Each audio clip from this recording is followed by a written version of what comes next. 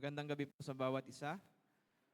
Sa mga hindi po nakilala sa akin, ako po si Brother Dominic at kasama ko po sa gawain yung aking pong wife, si Miss Dayanara. Pwede ka bang tumayo? Ayan. So siya po yung tagagawa po ng mensahe ko. Biro lang po. So siya po yung number one supporter when it comes po sa gawain po ng Panginoon doon sa San Marcelino. Ano po? So, before po ako mag-preach, I would like to play po yung ating pong video presentation. And I humbly present to you po yung gawain po sa San Marcelino, Zambales. At sana po ay tayo po ay ma-bless at ma-challenge at the same time.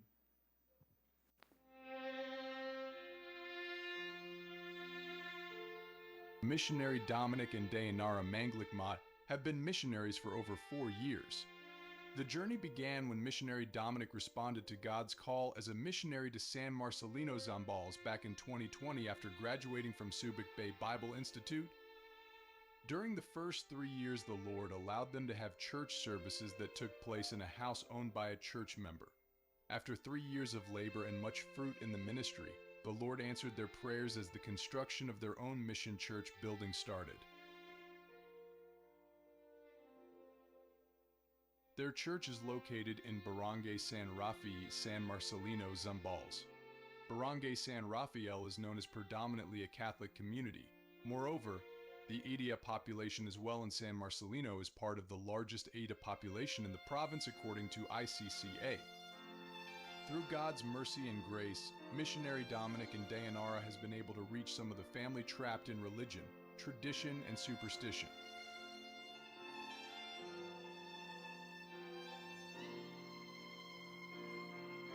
On Sunday mornings, missionary Dominic and Dayanara hold church services in their newly built mission church.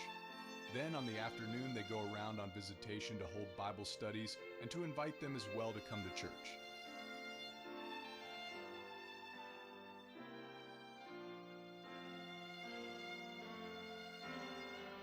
Every Saturday morning, missionary Dominic and Dayanara go out to 2 different sites to do their feeding ministry. They teach Bible stories followed by a hot meal for the children in the community.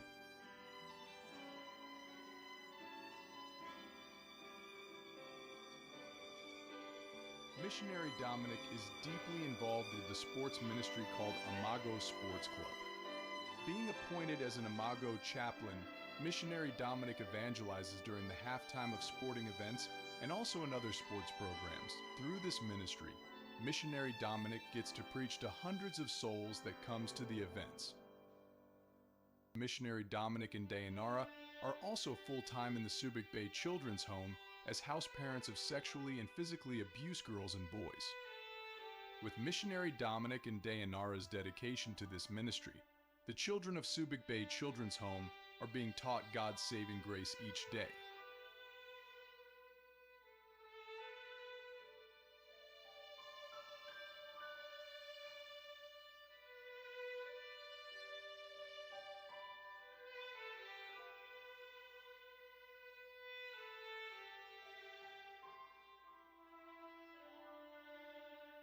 Missionary Dominic and Dayanara's mission church is now done, but it still needs some finishing touches.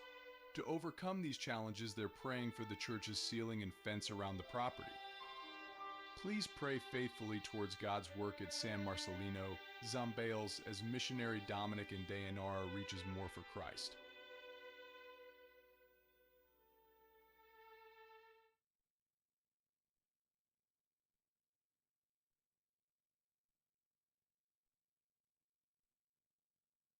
Hello.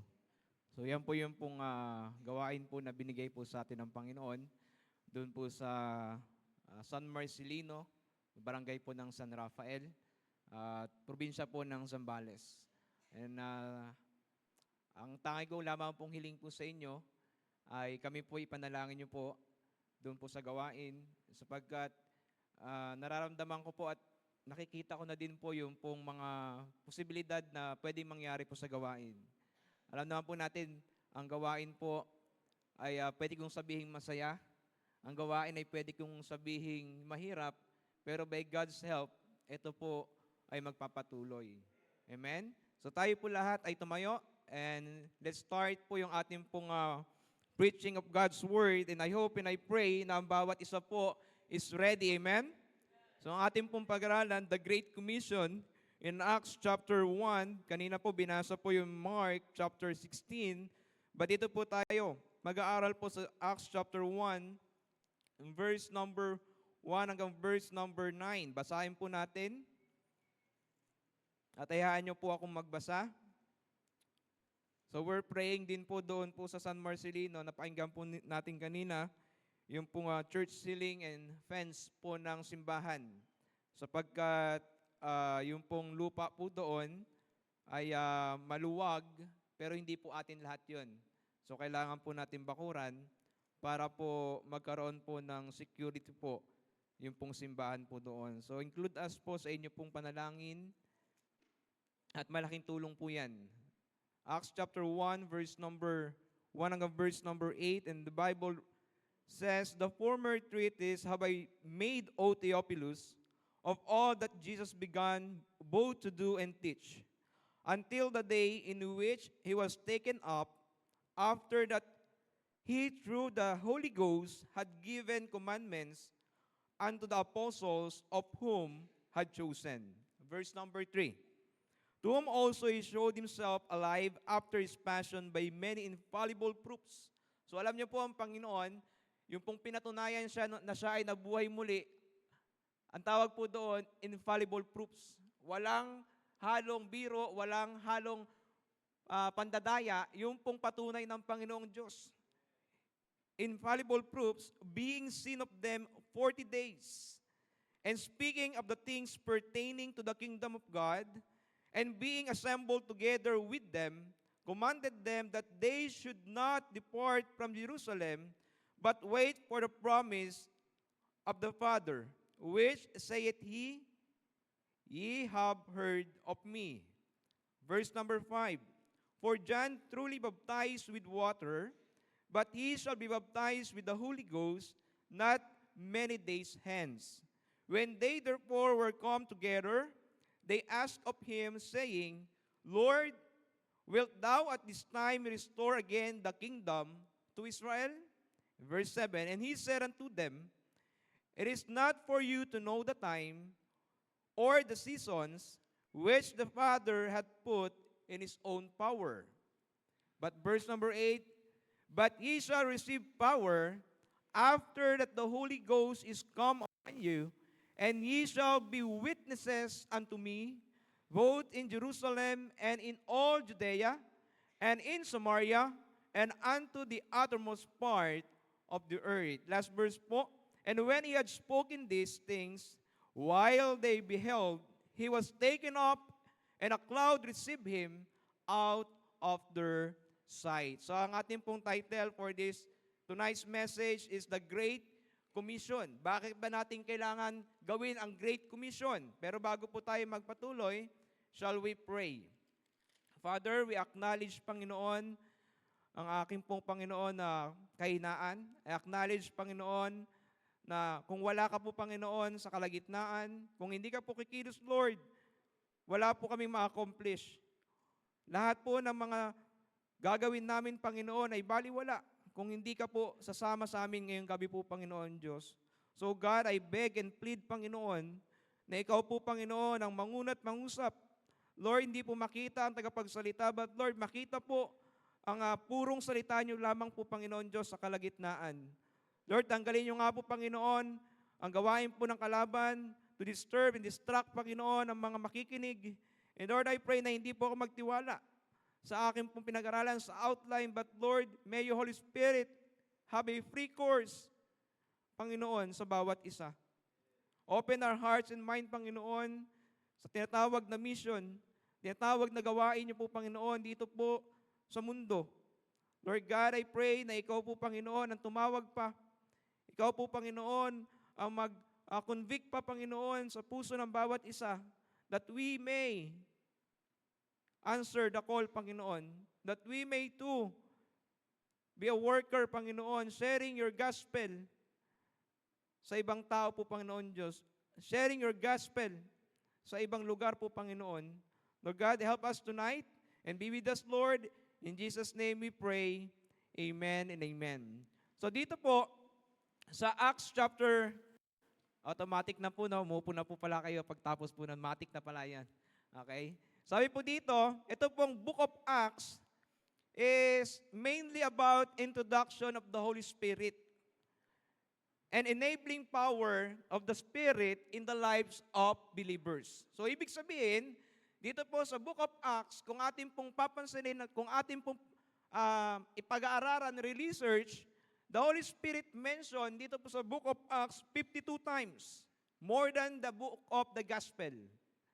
So, ibig sabihin, the Book of Acts ay pinapakita po yung pong kapangyarihan po ng banal na Espiritu. And also the book message may be summarized as the Holy Spirit empowers believers. Hindi lamang po enable the believers sapagkat tayo po ay walang magagawa apart from the Holy Spirit. Amen? Hindi lamang po enable us but also empower the believers to accomplish the Great Commission. Ang katulong po natin, number one, ang katulong po natin, ang banal na Espiritu sa paggawa po ng gawain ng Panginoon. That's why, in fulfilling the Great Commission, it is the Holy Spirit who enable us, who empower us, and also who encourage us. Amen? Sa Tagalog, ang banal na Espiritu ang nagbibigay ng kakayanan, siya ang nagbibigay ng kapangyarihan, siya ang nagbibigay ng lakas ng loob sapagkat tayo po, mahina ang loob natin. Amen? At kung tayo po mahina ang loob natin, pagdating sa gawain, tayo po ay susuko. But thanks be to God sa Kanya pong Holy Spirit na iniwan po sa atin. Nung tayo po ay nakilala sa Kanya, binigyan niya po tayo ng lakas, ng tapang, at ng kakayanan para gawin ang gawain niya. Amen? Sa Kanya po yan, kaya siya po ang magpo-provide sa gawain. Sabi po ng Acts chapter 1 verse number 8, but ye shall receive power after that the Holy Ghost, notice the word after that the Holy Ghost is come upon you, and ye shall be witnesses unto me, both in Jerusalem, the word both is simultaneously. Ibig sabihin mga kapatid, pwede tayong maglingkod sa local church, amen? Pwede tayong mag-serve doon sa kabilang banda. Paano po yun? By helping the missionary. By supporting the missionary. By praying to the missionary. Sabi diyan po, hindi po sinabi diyan na witnesses unto me only in Jerusalem. O pagkatapos niya ng Jerusalem, Samaria, the Bible says, both in Jerusalem and in all Judea and in Samaria and unto the uttermost part of the earth. So po, ang gawain po ng Panginoon, simultaneously, pwede po nating gawin yan. Tayo po ay gumagawa sa San Marcelino, at the same time, pwede tayong makatulong sa ibang missionary. Tayo po ay gumagawa dito sa Subic Bay Baptist Church, at the same time, tayo po ay pwedeng makagawa din ng gawain sa ibang lugar by helping the missionary. Alam niyo po, to be a pastor is a calling from God. Amen? But to do the Great Commission is a command to obey. Hindi na po kailangan tawagin ka ng Panginoon para gawin mo yung Great Commission. Hindi na po kailangan na magkaroon pa ng calling sa iyo para ibahagi mo yung salita ng Panginoon. Sabi nga, matik na yan. Pag ikaw ay naligtas, ikaw ay nagkaroon ng knowledge sa salita ng Panginoon, natuto ka, you can now share the Word of God. Amen? To be a pastor is a calling, but to do the Great Commission is a command to obey. So, ibig sabihin pala, kahit anong gawa natin sa gawain, kung hindi natin susundin yung Great Commission, amen, tayo ay isang anak ng Diyos na hindi masunurin. Yes? Masipag tayo sa church, masipag tayong maglinis, masipag tayong kumanta, masipag tayong tumugtog, but you failed to do the Great Commission, you are considered a disobedient children. Amen? Hindi ka masunuring anak ng Panginoong Diyos because the Great Commission is a command coming from the Great Commander. Pag ang tao po nagutos sa atin, aangat agad yung ating katawan, hindi ba? Pag yung boss natin sa trabaho nag-utos sa atin, opo po agad tayo eh. Di ba? And how about pag yung Panginoon, yung nag-utos sa atin? Di ba? Minsan meron tayong mga excuses, minsan meron tayong mga dahilan para hindi sumunod sa Panginoon. Fulfilling the Great Commission must be the heart of all believers. Dapat po yan ang ating puso. Amen? Dapat po yan yung ating pong pinapamuhay sa ating pong buhay because once upon a time, we are the mission field. Once upon a time, we are lost and undone. Amen? Pero nung nakilala tayo sa Panginoon, sad to say, we don't have the heart for the Great Commission. Wala po tayong puso para magbahagi ng gospel to this lost and dying world. And also, mission must be the heart of the church. Amen? At ako po ay natutuwa na ang ating pong church dito is a mission-minded church. Amen? Marami pong pinadalang missionary, maraming sinusuportahan na missionary, kaya po ang isang church na nagsusupport na missionary, pinagpapala ng Diyos. Amen? You see, yung ating pong church, hindi lamang po lumalaki building, but also mga tao po ay dumadami at bawat isa po ay lumalago. That's how God bless the church. Dalawang klase po ang tao po sa loob ng simbahan. Sabi dito, yung gumagawa ng Great Commission at pangalawa, yung mission field. Hindi po lahat sa church, katulad po ng sinabi ni Pastor, doon missionary po, Pastor Haniel, hindi lahat sa church ay assume natin ay ligtas. That's why in every preaching, sabi nga niya, nakapansin nyo rin po, di ba, in every preaching, there is a gospel. Kasi po, hindi lahat. May mga visitors, meron po tayong mga kasama na hindi natin alam, sila po ay hindi paligtas. That's why the gospel should be preached inside and out the church. Dapat po yan ay pinapangaral inside and out the church. So bakit po natin gagawin yung Great Commission? Why? Number one, una po sa lahat, because the Savior's mandate is to go. The Savior's mandate is to go. Ibig sabihin, minandato ng Panginoon yan. Kanino? Sa mga mananampalataya. Minandato yan ng Panginoon. Kanino? Sa simbahan. The Savior's mandate is to go. Acts chapter 1 verse 8, but ye shall receive power after that the Holy Ghost is come upon you, and ye shall be witnesses unto me. In Mark chapter 16 verse number 5. Tignan din po natin sa Mark chapter 16 verse number 5. Ganon din po ang pagkasabi dito, chapter 16 verse 15. The Bible says, and he said unto them, go ye into all the world and preach the gospel to every creature. Sino po nagsasalita dyan? Sino po nagsabi niyan? Ang ating tagapagligtas. So it is the Savior's mandate sa atin po is to go. Ano bang ibig sabihin ng go? I believe the word go is a action word. Amen? Ibig sabihin po ng go, katulad po niyan, move from place to another. Ibig sabihin, gagalaw tayo. Amen? Pero bang may go ba na salita, hindi nandiyan ka lang, stuck ka lang? Amen? The word go is move from place to another. And then the word mandate is an official order or commission to do something. Amen? So merong order, merong commission, anong gagawin natin? Let us go. Ganun po ang Great Commission. May nag-utos at may susunod.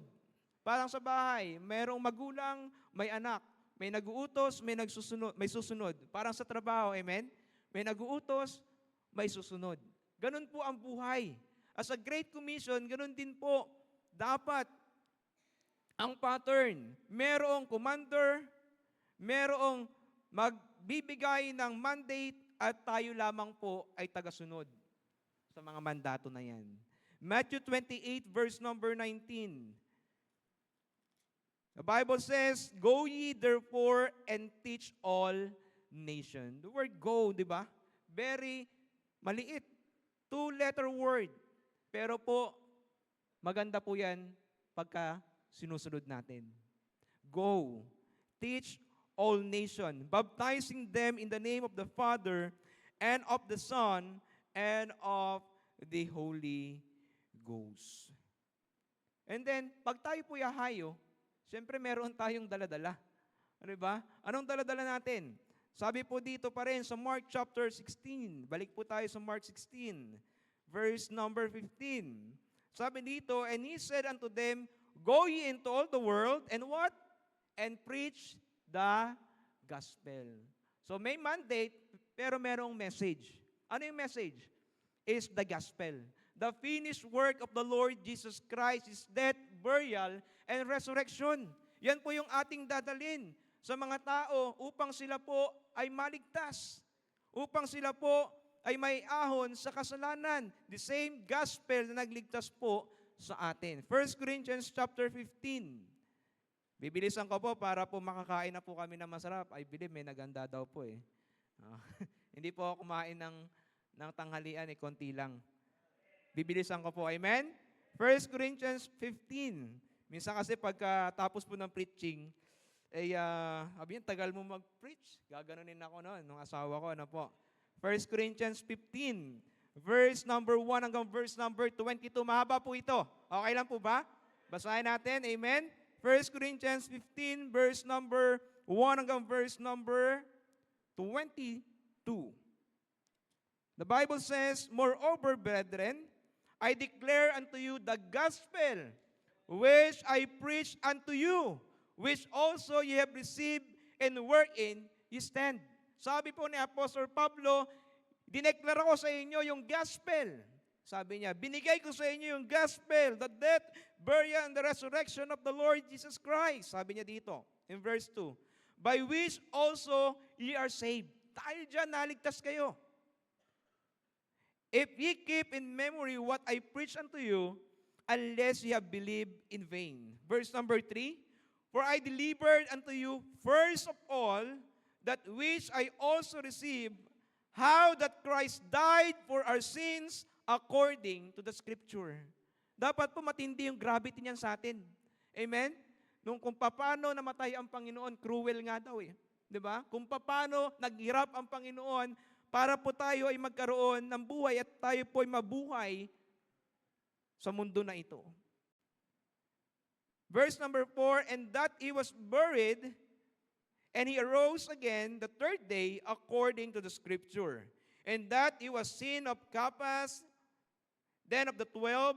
After that He was seen of above 500 brethren, at once of whom a greater part remain unto this present, but some are fallen asleep." Jump po tayo sa verse number 12. So nakita natin, there is a gospel. Amen? There is the Lord Jesus Christ na matay, nilibing, at muling nabuhay muli. At verse number 12, the Bible reads, "Now if Christ be preached that He rose from the dead, how say some among you that there is no resurrection of the dead?" Nakita po natin, kasi po dito po sa Corinthians, may mga nagtuturo, may mga nagsasabi na ang Panginoong Jesucristo ay hindi nabuhay muli. In verse number 13, "But if there be no resurrection of the dead, then is Christ not risen." No, kung walang pagkabuhay muli, si Kristo, hindi siya nabuhay muli. So yung gospel na sinampalatayanan natin, baliwala. Verse number 14, "And if Christ be not risen, then is your preaching vain, and your faith also is vain." Kung ang Panginoong Jesucristo po, mga kaibigan, mga kapatid, ay hindi nabuhay muli, loko-lokohan na lang yung preaching natin. Amen? Wala nang saysay itong ginagawa natin. The Great Commission ay baliwala because the Lord Jesus Christ not risen, hindi pala siya nabuhay muli.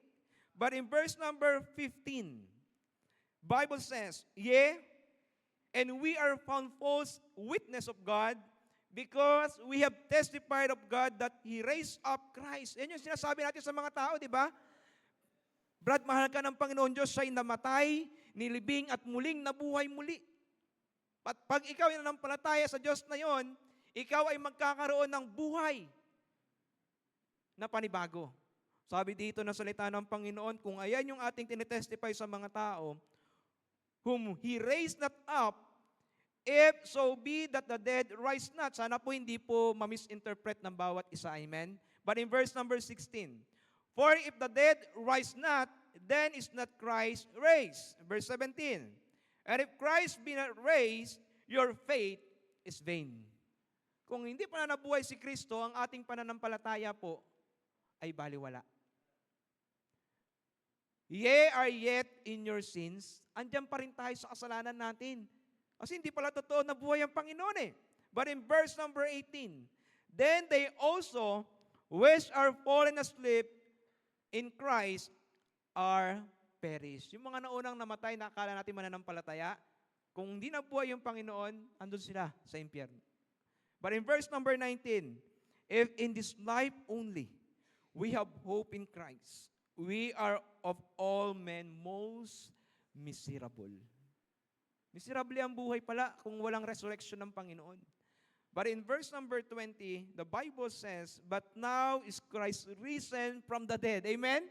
Ang Panginoong Jesucristo ay nabuhay mula sa kamatayan and become the first fruit of them that slept.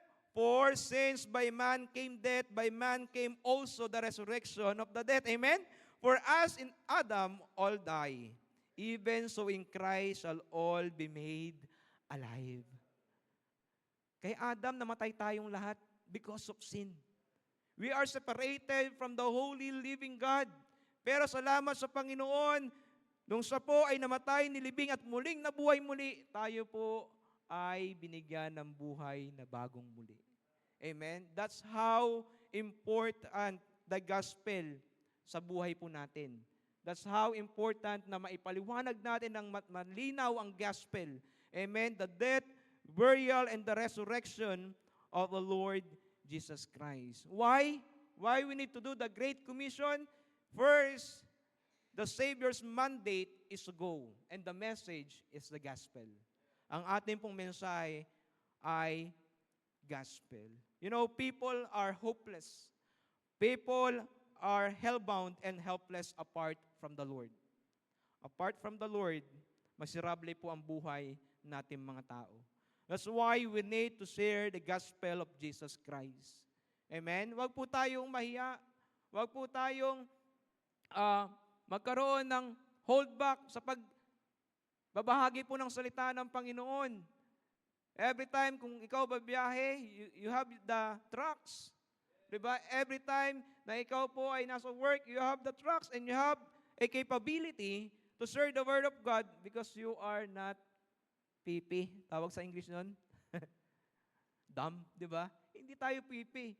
God give us all the means para po magbahagi ng salita ng Panginoon. In Romans chapter 1, verse number 6, the Bible reads, for I am not ashamed of the gospel of Christ, for it is the power unto salvation. Wala na pong ibang makakapagligtas. Amen? Wala nang ibang makapangyarihan na makakapagligtas sa tao kung hindi ang gospel ng Panginoon. Wala na pong iba. To everyone that believe it. To the Jew first and also to the Greek. So why do we need to do the Great Commission? The Savior's mandate is to go. The message is the gospel. But letter A, habang tayo po'y gumagawa ng gawain, let us be active to the ministry. Meaning, let us be ready to engage. Amen? Ibig sabihin po niyan, pagka mayroong gawain, ready tayo agad. Amen? Pagka mayroong lalabas, sasama tayo agad. We are active. Alam niyo po, we are more active sa sports. We are more active sa school. We are more active sa mga outings. Amen? But we need to be active sa gawain po ng Panginoon. But how about yung service and ating pong soul winning? Amen? Let us be active, ready to engage yung ating pong buhay sa gawain ng Panginoon. Let us go out and win souls for Christ. Tayo po'y lumabas at mangalap ng mga kaluluwa na dadalhin natin sa paanan ng Panginoong Diyos. Proverbs chapter 11, verse number 30. Gusto mo pong magmukhang matalino? Labas ka po tapos magbahagi ka ng salita ng Panginoon. Amen? Sabi po dito, ng Proverbs 11, verse number 30, alam ko sa ulo to ng bawat isa, sabi po ng Bible, the fruit of the righteous is a tree of life, and he that winneth souls is wise. Ang tao po na pagdala ng kaluluwa sa Panginoon, consider the Bible as wise. Amen? Bakit kaya tinawag na wise? Kasi alam niyo po, ang madadala natin sa Panginoon, yan ang kayamanan na hindi mawawala. Someday sa langit, makikita mo, ito yun ah. Siya yun, yung binahagian ko. Kaya matalino tayo. Diba? Sabi nga ng Bible, lay not up your treasure dito sa lupa, but lay your treasure in heaven by soul winning. Tayo po ay magbahagi ng salita ng Panginoon. Sabi po sa Romans chapter 10, verse number 1, ito po ay salita po ni Apostol Pablo na ang kanya pong desire ay ang mga Israelites, although ito po ay patungkol sa Israelites, pero pwede po natin kunin yung ganito pong klaseng desire ni Pablo sa kanya pong buhay. Romans 10:1, brethren, my heart's desire and prayer to God for Israel is that they might be saved. Pwede po natin kunin yung prinsipyo na yan. Pwede po natin kunin yung salita na yan, na ang ating pong maging desire is yung maligtas po ang mga tao. Amen? Ganda yung vision natin, vision din po ng Panginoon eh. 'Di ba? Maganda po yung vision natin ay panglangit na vision. 'Di ba? Hindi lamang po pangmundong vision. Okay? So, why do we need to do the Great Commission? Because it is the Savior's mandate. We have the message, the gospel, and we need to be active in the ministry, meaning ready to engage. And letter B, we need to be positive to the ministry. It means, maging excited tayo. Amen? Pagdating sa gawain ng Panginoon, and I am guilty, sometimes I am not excited. Amen? Dapat pa tayo po'y maging positive pala. Pag tayo lalabas, ay meron ako dyan makakasalubong, maliligtas yan by the word of God, by the sharing of the gospel. Amen? Let us be positive, excited sa gawain po ng Panginoon. Not only that, not only active and positive, but letter C, the motive to the ministry. Ano bang motibo natin sa ministry? Sa mission. Why we do the ministry? To exalt Jesus Christ. Para po iangat ang pangalan ng Panginoon sa kalagitnaan. Ayun po dapat ang maging number one na motibo natin kapag tayo po'y gagawa ng gawain ng Diyos.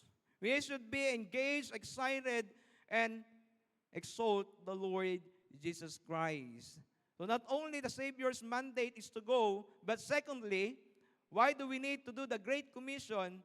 Because the sin of mankind was great. The sin of mankind was great. Grabe na po. Kung kayo po ay nakapanood ng balita, alam niyo po yun, di ba? Alam ko po, aware kayo. Di ba? Sa LA, California. Di ba? They mock God. Ang tawag po sa kanila, godless city. Godless city.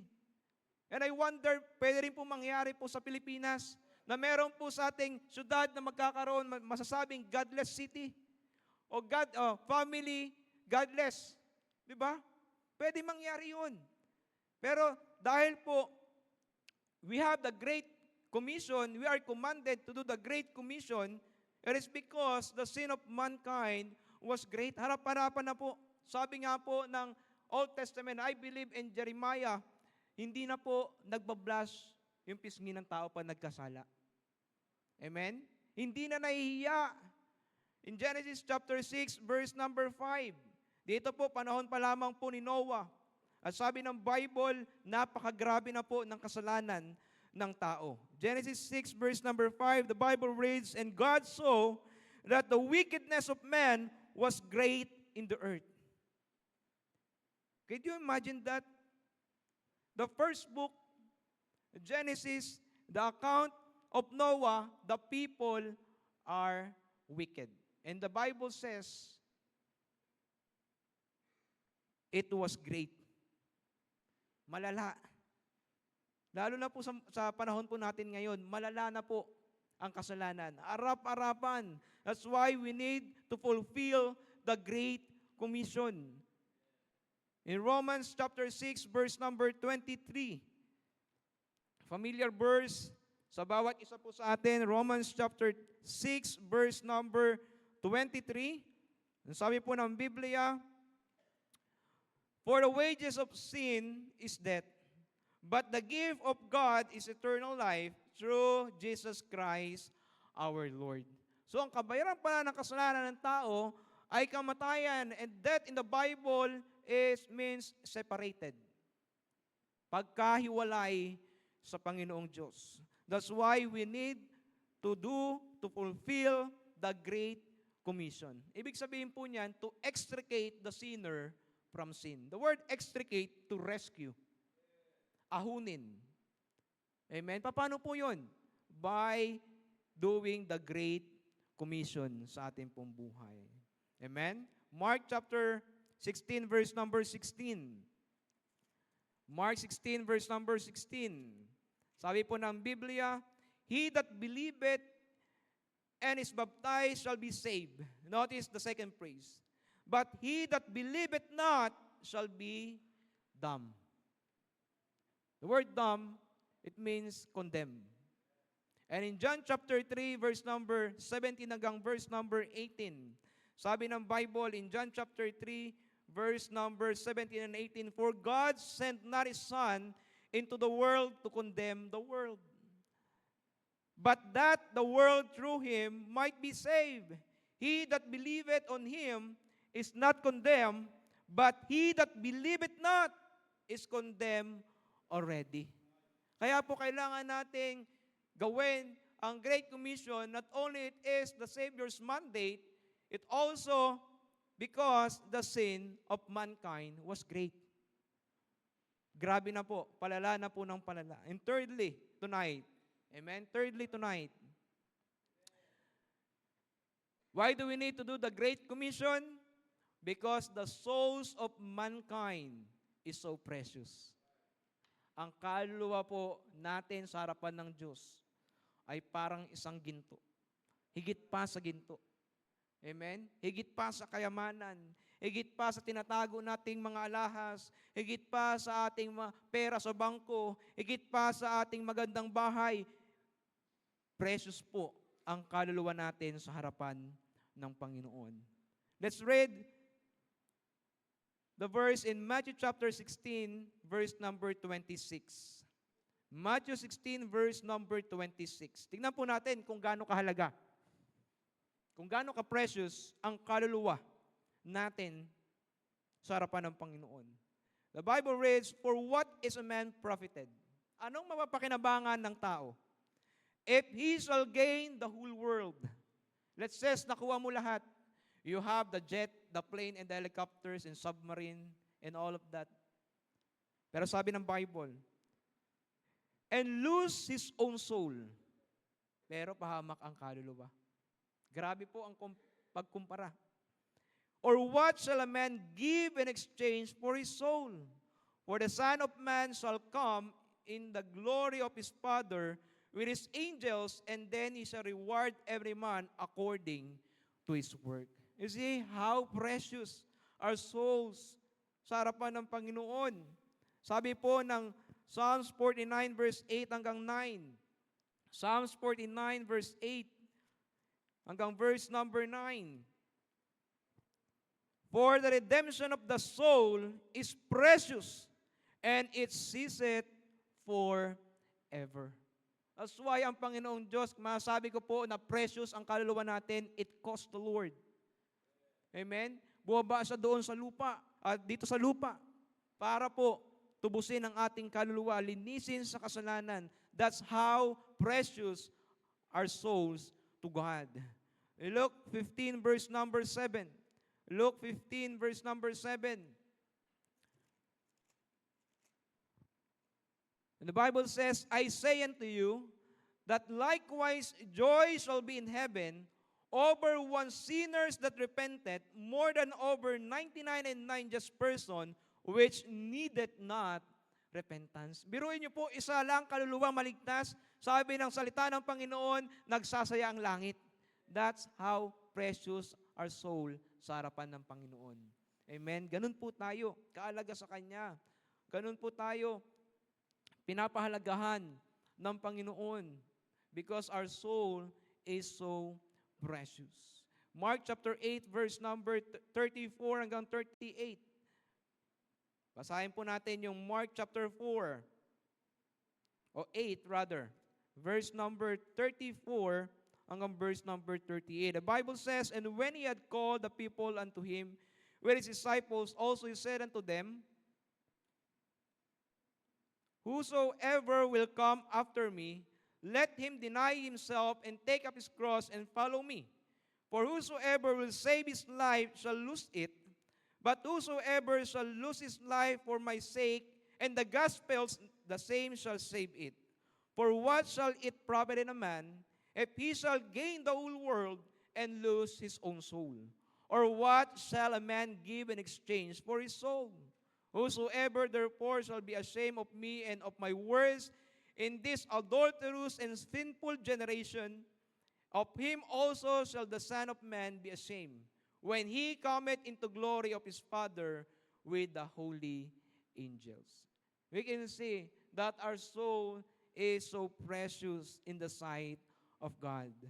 Yan po ay mahalaga sa Panginoon. So why do we need to do the Great Commission? Not only it is the Savior's mandate, the sin of mankind was great, and the souls of mankind or men is so precious. And then lastly, amen, tonight, sabi ko sa inyo, madali lang eh. Because the scope of the mission is the world. The word scope, ang sakop ng gawain ng Diyos ay buong mundo. Amen? Buong mundo po. Sabi po ng Acts chapter 1, verse number 8 sa ating pong text na binasa po. Diba? Acts chapter 1, verse number 8. Napakaganda po nito na magpaparemind po sa atin na ang gawain po ng Diyos ay hindi lamang titigil sa isang lugar. Ito po, ang sakop po ng gawain ng Diyos ay buong mundo. But ye shall receive power after that the Holy Ghost is come upon you, and ye shall be witnesses unto me both in Jerusalem and in all Judea and in Samaria. Kanina nanonood po ako ng live stream, napaliwanag na po ito, di ba? Jerusalem and all Samaria, all Judea and Samaria, and unto the uttermost part of the earth. The word uttermost part of the earth, sa kabilang ibayo. Amen? Kaya po ang gawain po ng Panginoon, ang sakop po niyan, malayo. Di ba? Worldwide. Ang gawain po ng Panginoon, kaya nga, sa gawain po ng Panginoon, kailangan ng partnership, kailangan ng connection, amen? Because the Word of God, or the scope of the mission, is worldwide. Malaki ang gawain po ng Panginoon. Sabi po ng Matthew chapter 9, verse 35 hanggang verse number 38. Alam niyo po, kulang ang manggagawa dahil sa sobrang laki ng gawain. Matthew chapter 9, verse number 35 hanggang verse number 38. The Bible reads, "And Jesus went about all the cities and villages, teaching in their synagogues and preaching the gospel of the kingdom and healing every sickness and every disease among the people." So itong Panginoon ay nagpupunta sa mga cities and villages to teach and preach the gospel and to heal the sick and diseases of the people. But verse number 36, sabi niya po dito, "But when he saw the multitude."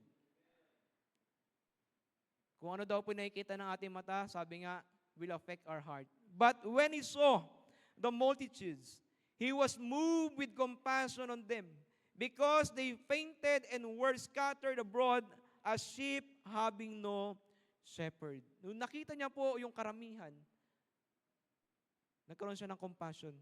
Because they are fainted and scattered. Sila po ay mga tupang naliligaw na dapat pong makalap at maibalik sa Panginoon. In verse 37, then saith he unto his disciples, the harvest truly is plenteous, but the laborers are few. Marami daw aanihin, pero kokonti ang manggagawa. Sabi po ng salita ng Panginoon. Kaya sabi ng verse 38, kung wala po tayong maitutulong sa gawain ng Diyos, diba? We cannot go, we cannot give. Diba? Let us pray. Sabi dito, pray ye therefore the Lord of the harvest, that He will send forth laborers into His harvest. Let us pray to the Lord na marami po siyang papalabasing missionary sa simbahan na ito. Let us pray to the Lord na marami pa pong manggagawa na lalabas at magbabahagi po ng salita ng Panginoon. Christian nowadays wants to harvest, but they don't want to labor. Gusto natin puro harvest, puro kabig, pero ayaw natin magpagod. Amen? Ayaw natin magpagod, ayaw natin mapawisan, ayaw natin mainitan, ayaw natin bumaho, pero gusto natin mag-harvest. Pero gusto nating umani. Amen? Hindi po ganoon. Dapat po tayo ay mag-labor sa gawain ng Panginoon.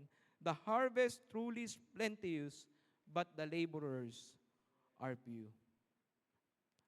But kung tayo po ay gagawa ng gawain ng Panginoon, ang encouragement po sa bawat isa, our labor is not in vain. Hindi po magiging walang saysay lahat ng ating ginagawa sa gawain ng Diyos. Amen? Hindi po maging walang kabuluhan. Lahat ng ginagawa natin, yung inyo pong sinusuporta ay hindi magiging walang kabuluhan because gagawin po ang gawain ng Panginoon. Amen? God knows if we are truly serving Him. He knows. Alam niya. Kung totoo tayo naglilingkod sa Kanya. Alam niya po lahat. Sabi po ng 1 Corinthians 15:58, iwanan ko po kayo ng encouragement galing po sa salita ng Panginoon. If you are trying o gusto mong maglingkod sa Panginoon, katulad po ng sinabi ni Pastor Odek kanina, sabi po ng salita ng Panginoon, 1 Corinthians 15, verse number 58. Sabi po dito, ng salita ng Panginoon, therefore, my beloved brethren, be ye steadfast, unmovable always, abounding in the work of the Lord, for as much as ye know that your labor is not in vain in the Lord. Alam niyo po, kahit na ikaw hindi ka napapansin, pero alam mong may Diyos na nakatingin sa ginagawa mo, hindi ka titigil. Toiling on. Diba? Toiling on. Toiling on. Toiling on. Because our labor is not in vain in the Lord. Galatians 6, verse 7 hanggang verse number 9. Galatians chapter 6, verse 7 hanggang verse number 9. Be not deceived, God is not mocked. For whatsoever a man soweth, that shall he also reap. Kung anong tinanim mo, aanihin mo. Verse 8, for he that soweth to his flesh shall of the flesh reap corruption, but he that soweth to the Spirit shall of the Spirit reap life everlasting. In verse number 9, and let us not be weary in well-doing, for in due season we shall reap if we faint not. Huwag po tayong titigil, huwag po tayong mapanghinaan. Kasama po natin ang Panginoon. In closing, we're doing the Great Commission because it is the Lord's mandate or the Savior's mandate, because the sin of mankind is great, because the souls of men is precious, and the scope of the mission is the whole world. Hindi natin kayang gawin yan. But we have a great Savior. We have a great God na pinaglilingkuran. Amen? Siya po ay makapangyarihan sa lahat. And if we let Him go first sa ating pong gawain, and if we let Him go first sa ating mga ginagawa, and I believe the result is God glorifying. And as we end our service, tawagin ko po ang ating pastor, Pastor Odek, sa ating pong pagtatapos. May the Lord bless us.